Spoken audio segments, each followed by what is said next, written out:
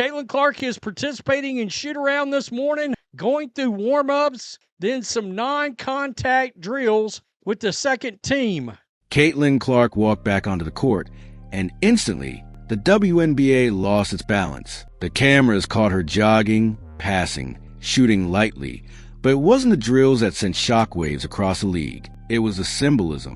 For weeks, she had been sidelined, a groin injury holding her hostage. Now, her return, even partial, was enough to set off a media firestorm. This wasn't just an update. This was a seismic event, a reminder that the Indiana Fever season, and perhaps the league itself, still revolve around her every move. The panic button wasn't tapped. It was smashed into pieces. Because make no mistake, Caitlin Clark's presence is not just about basketball. It's about the machine. Every highlight clip, every jersey sale, every sold-out arena is connected to her in ways the league never imagined one rookie could command. And now, with her inching closer to a comeback, the WNBA's fragile balance looks ready to tip. Fans aren't just watching practice footage. They're dissecting it like it's the Zapruder film. Is she limping? Is she pushing? Is she holding back? Each frame fuels speculation, and speculation fuels panic. But beneath all the hype, a dark question lingers. Should she even be back?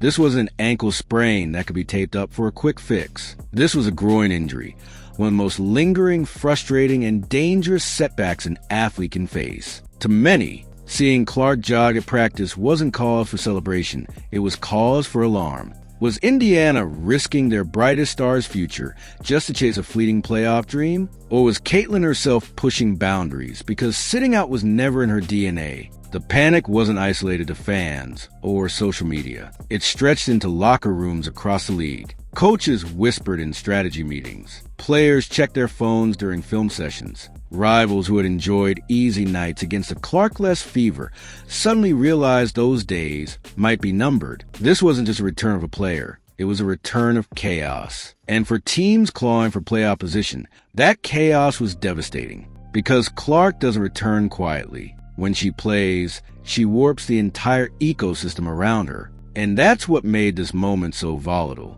Clark's fingerprints are everywhere, and her absence had exposed the WNBA's reliance on her. Now, her return, no matter how limited, was rewriting the script of the season. The Indiana Fever were hanging by a thread, but that thread just got electrified. The entire playoff race could shift. A league already desperate for ratings, relevance, and recognition now had its golden ticket back in the spotlight. But the question remained, was this the comeback of salvation or the countdown to disaster? When Caitlin went down, the WNBA storyline was brutally clear. The Fever were finished. The groin injury wasn't a one-week hiccup. It was a multi-week sentence of irrelevance. Indiana was already running on fumes. With Sophie Cunningham out, Sydney Colson gone, and Ari McDonald sidelined, the roster looked more like a rehab ward than a playoff squad. Without Clark shooting her court vision, her gravitational pull that dragged defenders into orbit, the Fever's offense wasn't just bad, it was embarrassing. Fans joked it looked like YMCA scrimmage basketball. Except the laughter wasn't funny. It was hollow. Game after game,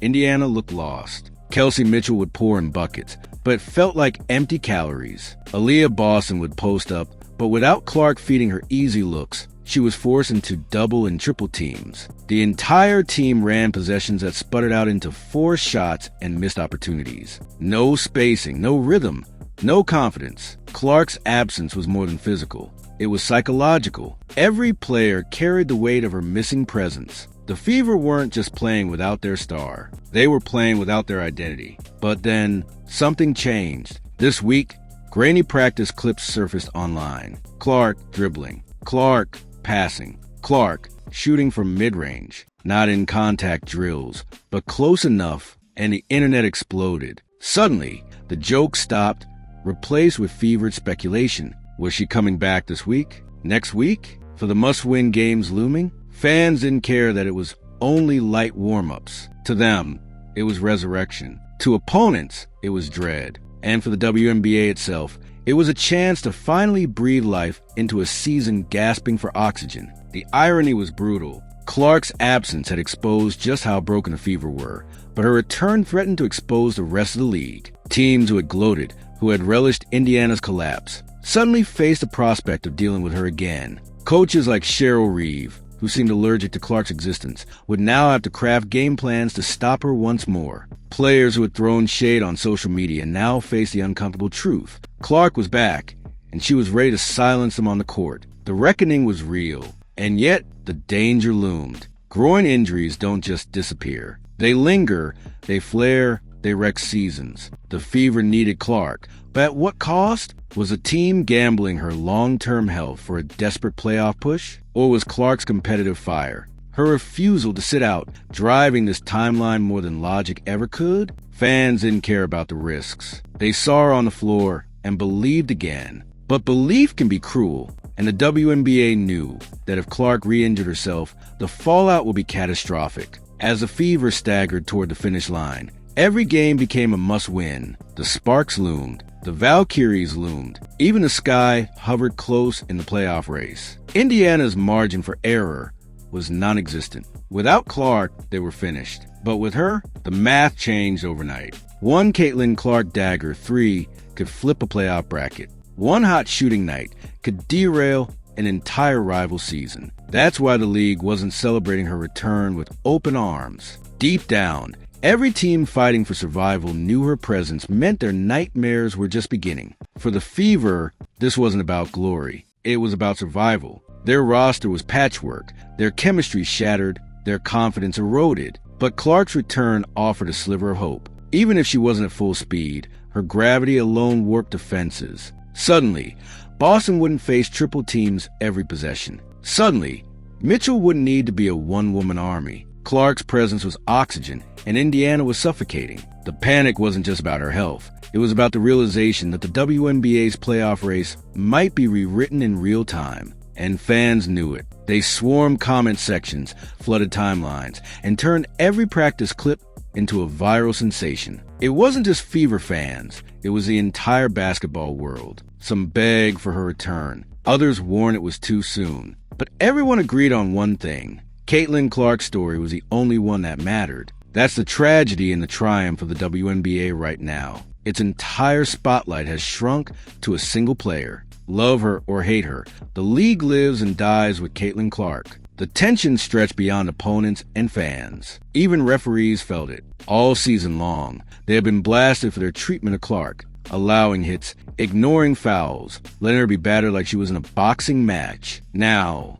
with her back in the spotlight, every whistle or lack thereof will be under a microscope. Social media was primed to explode at the first missed call. The league knew it. The refs knew it. Protecting Clark wasn't just about her health anymore. It was about protecting the credibility of the WNBA itself, a credibility already hanging by threads. This wasn't just basketball anymore, it was a stage play, and Clark was the star the audience demanded. Every dribble, every foul, every shot was content. Every mistake was viral. And the refs? They were unwilling actors in a play they couldn't control.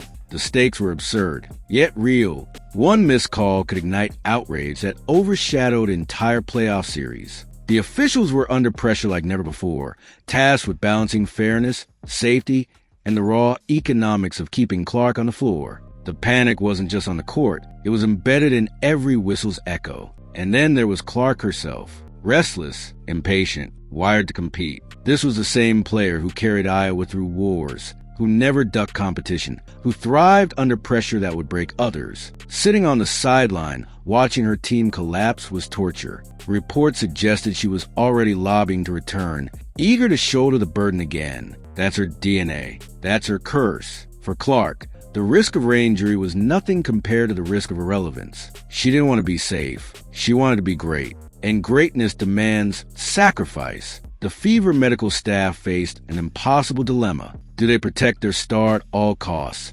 preserving her for the future? Or do they unleash her now, gambling that she could drag Indiana into the postseason? Behind closed doors, those debates raged. But the truth was simple. Clark wanted to play. And when Caitlin Clark wants something, history shows she usually gets it. The WNBA could nudge, whisper, pressure Indiana all they wanted. But when Clark laces up her sneakers, the decision is hers, and the league knows it. That's what terrifies everyone. Other stars miss games, and the world shrugs. Clark jogs in warm-ups, and it dominates headlines. Her gravity doesn't just warp defenses, it warps the league itself. Opponents pretend they're not worried, but the panic is written on their faces. Coaches craft fake confidence in interviews, but behind the scenes they scramble. This isn't hype, it's reality. A half-healthy Caitlin Clark is still enough to tilt the playoff race, and that's why the WNBA is trembling. Because if she comes back strong, the entire balance of power shifts in an instant.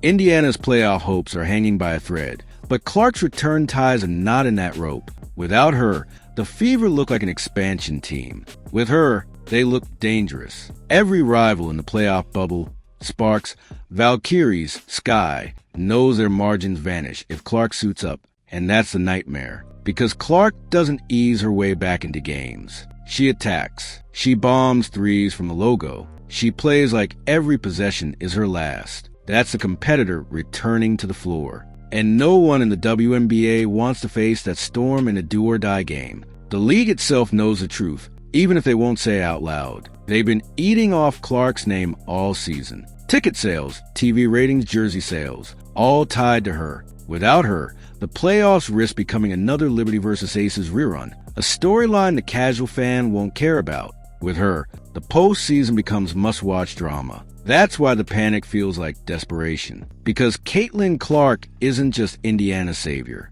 She's the WNBA's lifeline. And her warm-up jumpers might just be the most important shots of the season. Opponents know it, too. Cheryl Reeve can talk all she wants about Nafi Sakallier. Other players can whine about the hype. But when Clark returns, they all know their road gets harder. The trash talk dries up when reality hits. Because Caitlin isn't just another rookie. She's a force that makes every possession a nightmare. The panic is real, no matter how much they downplay it. Every team in the league suddenly looks over its shoulder, and what they see isn't a rookie. It's a storm coming, one that doesn't care who gets swept away. And Fever fans? They're living on a roller coaster. They watch their team blow winnable games, collapse late, and look hopeless. They've begged for Clark's return, memed about their suffering, and flooded every post with desperate pleas. When the practice clips surfaced, it felt like deliverance. The optimism soared. Indiana had hope again,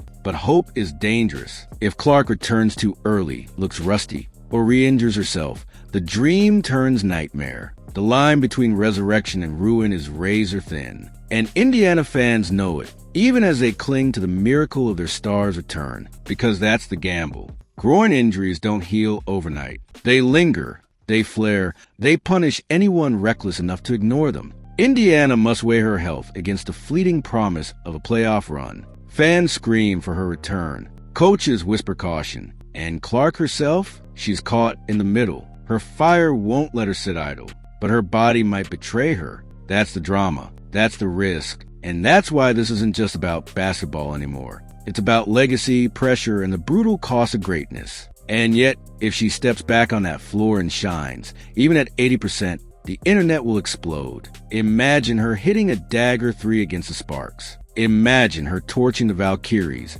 in a must-win game. Those highlights will loop endlessly. The Fever will be alive. The WNBA will have its golden storyline. And critics will be silenced. That's the nightmare for her doubters and the dream for her believers. Because when Clark returns, it won't just be a comeback. It will be an earthquake, and the aftershocks will rattle every corner of the league. So yes, Caitlin Clark's practice return may look small. A few passes, a few shots, nothing official yet. But in reality, it's the first domino, a moment that could flip the playoff race, expose rival insecurities, and drag the WNBA back into the spotlight just when it needed her most. The panic is real because everyone knows the truth. Caitlin Clark doesn't just play in the WNBA. She is the WNBA. And whether she saves it or sinks with it, her every move will decide the story of this season.